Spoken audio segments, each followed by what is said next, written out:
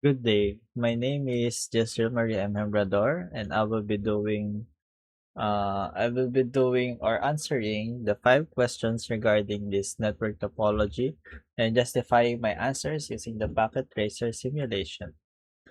So first question, what is the network address for VLAN 10, 20, and 30?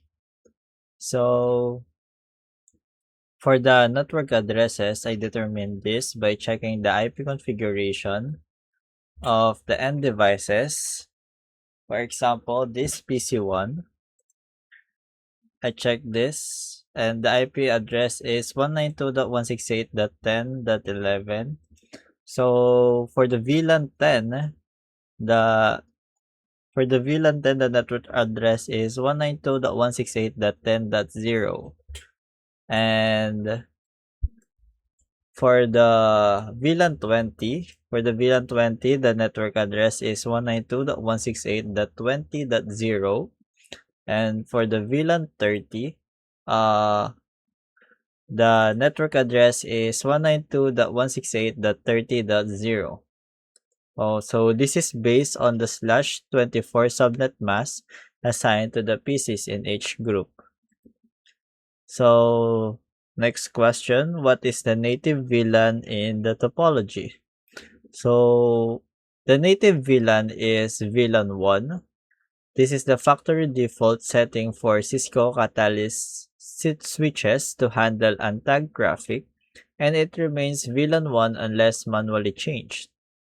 Next is for question number 3, what are the VLANs allowed in the trunk lines? So the VLANs allowed in the trunk lines are all VLANs 1 through 4094. We know this because traffic for VLANs 10, 20, and 30 is successfully passing between switches, which verifies the trunks are open to these tags. Question 4. What STP or spanning tree protocol mode is implemented in the topology? So the STP mode is PVST plus or per VLAN spanning tree plus. This is the Cisco default, which runs a separate spanning tree instance for every VLAN ID. So next, which switch, our last question, which switch is the root bridge or switch for VLAN 10, VLAN 20, and VLAN 30? So for the root bridge selection, based on the simulation I performed, switch 1 or S1 is the root bridge. I verified this by tracing a packet from PC5 to PC8. As you can see in the simulation event list, the packet traveled from S2, from PC5 to S2, then to S1, and then to S3.